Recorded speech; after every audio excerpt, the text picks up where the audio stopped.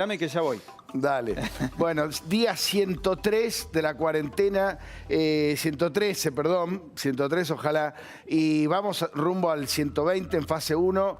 A ver, después vamos a estar contándoles más en detalle. Da toda la sensación de que la fase 1 se agota en una semana, que después se vuelve a una fase 2, 3 o algo por el estilo, pero no porque el gobierno no quiera mantenerla, sino porque ya es insostenible.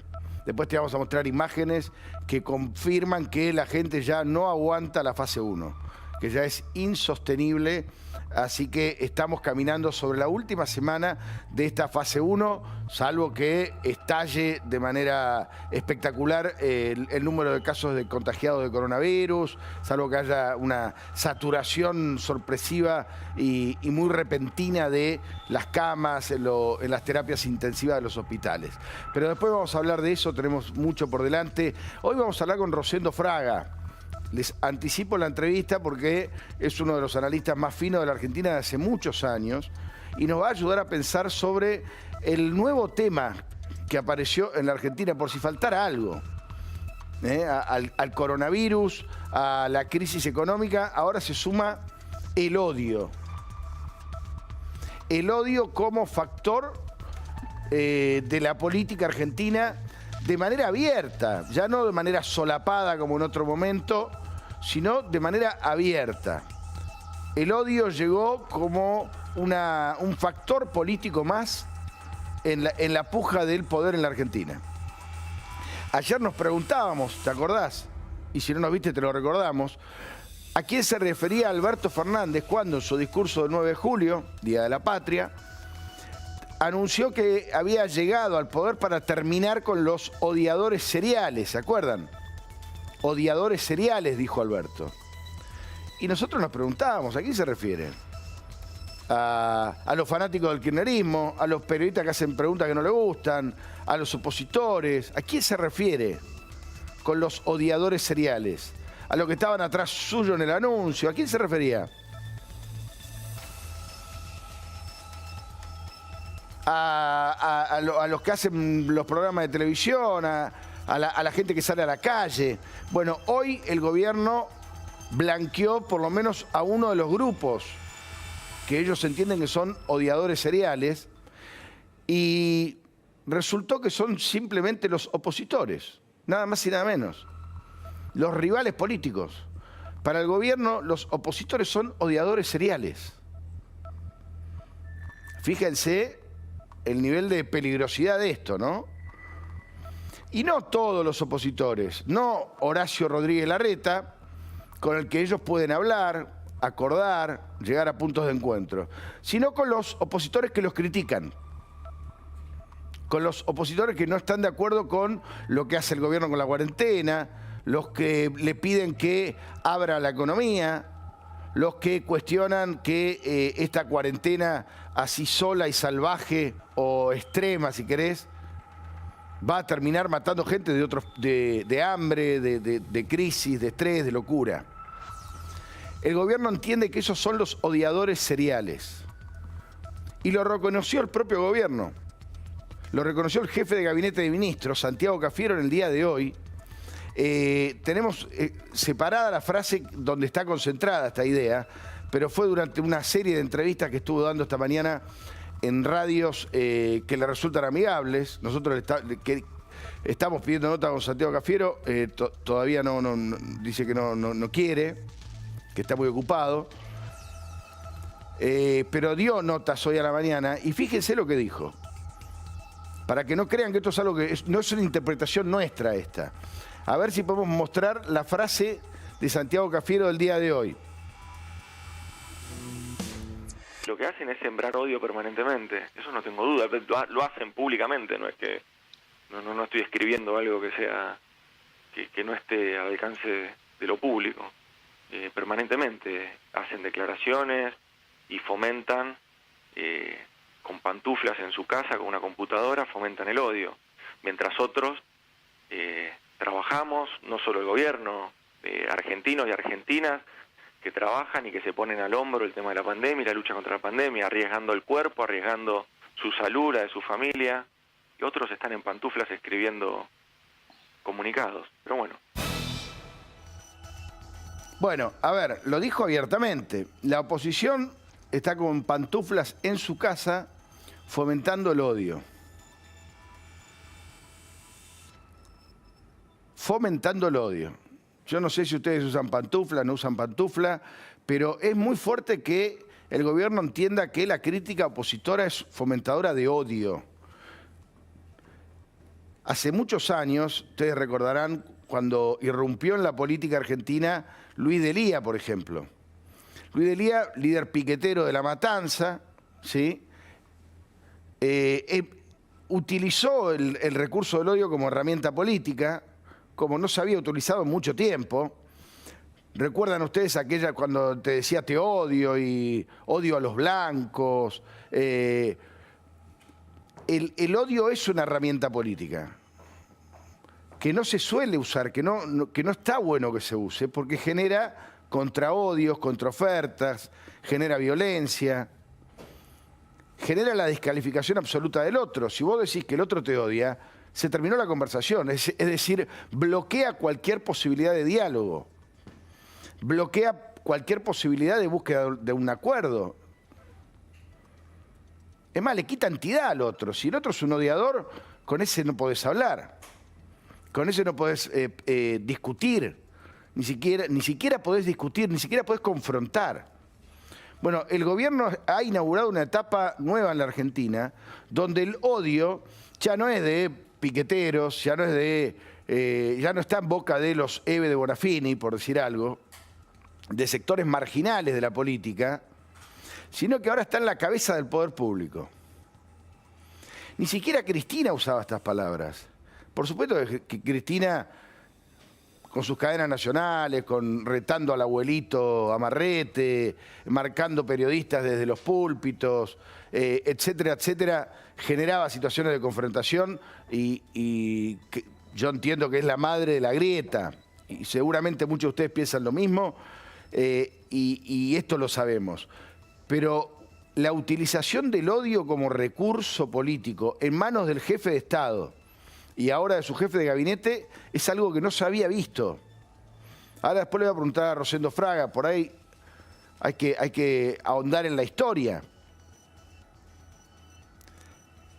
Pero pregunto yo, si el dirigente opositor que está en pantufla en su casa es un odiador serial, y el gobierno anuncia que quiere terminar con los odiadores seriales, ¿qué significa? En términos prácticos, digo, en términos concretos, ¿qué significa? Que los van a denunciar para que vayan presos, que, no sé, que los van a meter presos directamente, que le van a mandar a... ¿Qué significa eso? Que los van a bloquear para que no puedan ir a la Cámara de Diputados. En términos concretos, ¿qué significa? Voy a terminar con los odiadores y decir que los odiadores son los que te critican. Hoy, por lo menos, no pusieron a los periodistas en este grupo. Yo estoy medio podrido a hablar de los periodistas, así que me alegro por eso. Pero, como decíamos ayer, no es lo mismo criticar que odiar. Cuando Alberto dice ayer, yo no quiero tener pensamiento único, bueno, lo está implementando el pensamiento único. Porque está diciendo que el que no piensa como yo me odia. El que critica la cuarentena no odia a Alberto Fernández, simplemente que está podrido de la cuarentena. O se está muriendo de hambre, o tiene el comercio cerrado, o perdió su trabajo, o simplemente está en contra de la cuarentena. La tiene que cumplir, sí, porque hay una norma que así lo establece, pero la puede criticar. Puede decir en público que no le gusta. Vamos 113 días de cuarentena. El que pide, como pide todo el mundo, que el gobierno muestre un plan. No está odiándolo a Alberto Fernández, no tiene un encono personal con Alberto Fernández. Simplemente está pidiendo algo sencillo. Che, ¿a dónde va este gobierno? ¿Cuál es el plan? ¿Cómo van a hacer para levantar la economía, para levantar el cepo cambiario, para generar empleo? cuáles son los sectores económicos que van a ser prioridad para el país. El que pregunta eso no está odiándolo a Alberto Fernández, no es un tema personal con Alberto Fernández. Es simplemente una crítica. Desde agosto del año pasado que saben que van a ganar, que sabían que iban a ganar las elecciones. Ya van 11 meses desde que Alberto Fernández sabe, cuando ganó las PASO, que iba a gobernar la Argentina. ¿No es lícito preguntar, che, cuál es el plan? Eso no es odio, es preguntar, es cuestionar, es criticar. Ese es el trabajo de los periodistas, por cierto, pero ni hablar que es el trabajo de la oposición.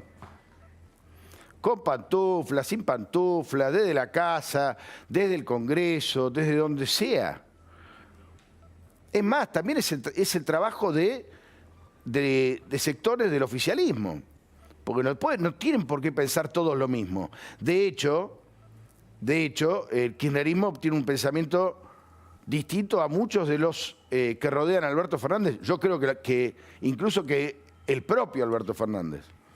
Solo que a la hora de la verdad termina decidiendo Cristina. Ahora, después de todo esto, después de la confesión de Santiago Cafiero, apareció un tuit del vocero del presidente, el vocero de Alberto Fernández. Juan Pablo Biondi se llama, los periodistas lo conocemos mucho, es un tipo, en el trato cotidiano es un tipo amable, no hay nada personal contra él. Y entiendo que él no tiene nada personal contra los periodistas. Pero miren lo que escribió sobre el tuit donde Mauricio Macri ayer había acompañado la protesta callejera, el banderazo este que se dio en el día de ayer. Fíjense, vení. Acá está el tuit de Macri, dice libre, feliz día de la independencia. Bueno, esto ya lo comentamos. Apoyo del expresidente a el banderazo de ayer. Escribe Juan Pablo Biondi. Mauricio Macri, libres de vos y tu inutilidad que nos hubiera llevado a contar muertos de a miles dentro del país fundido que dejaste. Yo cuando vi esto lo llamé a Matías Boela, nuestro productor, le digo, escuchame, debe ser una fake, como le dicen ahora, un mail trucho. Me dice, no, es el oficial. Le digo, no, debe ser un fake, o por ahí le hackearon la cuenta. No, era el de Juan Pablo Biondi. Sigue. Por respeto a los argentinos que votaron hace menos de un año, capaz que no te acordás, silencio, le dice. Pero mirá, le dice, inútil, y le dice, nos hubiera llevado a contar muertos de a miles dentro del país fundido que dejaste. Lo dice el vocero del presidente, o sea, la voz, lo dice Alberto Fernández. Lo dice Alberto Fernández. Le está diciendo en la cara a Macri inútil, a mí no me gustan las malas palabras, por ahí habla así Alberto, yo la verdad que no soy de esa línea, creo que hay que tener respeto, incluso en el enojo, pero además le dice que si hubiera estado Macri, acá tendríamos miles y miles de muertos, una teoría que esboza al kirchnerismo y que dejen de decir es incomprobable. ¿Qué sabemos que hubiera pasado? ¿Y qué sirve además? ¿De qué sirve esa lucubración? De nada. Pero digo, horas después de que el presidente Alberto Fernández dice yo no quiero tener pensamiento único, yo estoy en contra de los odiadores, le dice inútil a Macri, al expresidente, con el que podría tener un diálogo, podría juntarse a cenar y hablar de la Argentina. No, le dice inútil. Todo porque Macri apoyó el banderazo de ayer. ¿Cuál es el problema del banderazo de ayer? Más allá, obviamente, del riesgo sanitario al que se expusieron todos los que fueron, sobre todo los que estaban en lugares más concentrados de la ciudad de Buenos Aires. ¿Por qué le duele tanto al gobierno la marcha de ayer, el banderazo de ayer? ¿Por qué le duele tanto al gobierno la crítica? ¿Por qué le duele que cuestionen la cuarentena? ¿Por qué le duele a Alberto Fernández que digan que se enamoró de la cuarentena? ¿Por qué le duele a Alberto que le digan que no tiene plan para el día después? ¿Por qué? ¿Por qué? Esa es la gran pregunta. ¿Por qué le duelen estos supuestos odiadores seriales? En una democracia todos tienen derecho a opinar distinto, a contradecirse, a pedir explicaciones. La democracia es así. Los únicos sistemas donde está todo prolijo, donde todo funciona perfectamente al gusto del que manda, son las dictaduras. Las dictaduras son perfectas, o pueden ser perfectas. Las democracias no. En la democracia la gente discute, la gente está de acuerdo, no está de acuerdo. Es así. Si no, vayan a poner la cuarentena en China, donde no hay democracia. En la democracia de los países democráticos pasan estas cosas, que la gente un día se cansa y sale a la calle. Después te vamos a mostrar algunas imágenes de lo que está pasando en el conurbano bonaerense. La gente no aguanta más. La gente no aguanta más. Ahora, si la querés convencer, intentá convencerla y es lícito. Pero no los llames odiadores seriales a los que están en contra. Porque hay que preguntarse qué pasa después. ¿Y ahora qué van a contestar lo de Patricia Bullrich? Porque tienen algunos nombres. Patricia Bullrich, Miguel Ángel Pichetto. ¿Qué van a hacer? ¿Van a doblar la apuesta? Y si doblan la apuesta, ¿después qué va a decir Alberto? ¿Y dónde termina esto? En el círculo del odio estallamos todos, ¿eh? Estallamos todos. Si no paran la moto, esto se va a ir a cualquier lado. Y la verdad es que a mí me gustaría que Alberto Fernández esté gobernando, no peleándose con el tuit de un diputado. O con la gente que sale a la plaza. Que estén gestionando, que estén haciendo planes, que estén trabajando, que se junten con otros, que hablen, que discutan, que tengan proyectos, que muestren algo. No que se estén peleando con un comentario de la tele. ¿Qué corno les importa lo que diga la gente en la tele o en las redes sociales? Tienen que laburar ustedes, son el gobierno. El gobierno tiene que gestionar. El Congreso debatir y la justicia hacer justicia. Otro tema, después vamos a hablar también de eso. Bueno, el odio convertido ahora desde lo más alto de poder, porque insisto, no es nuevo. El odio siempre fue una herramienta política, pero ahora tomado por lo más alto del poder central como una herramienta política. El que critica es un odiador. Chau, se lo anula. El que acompaña es un amigo, como Horacio Rodríguez Larreta. El que critica se lo anula como persona, como dirigente, como ser. Se convierte en un odiador serial. En un odiador serial. En un ratito vamos a estar hablando con Rosendo Fraga. La quiero sumar a... Ya está Ale Maglietti, está Zanotto. Acá está el tuit de Juan Pablo Biondi. Libres de vos y tu inutilidad que nos hubiera llevado a contar muertos de a miles dentro del país fundido que dejaste. Es el vocero del presidente, insisto con esto. El vocero del presidente. La sumo a Jessica Bossi, nuestra periodista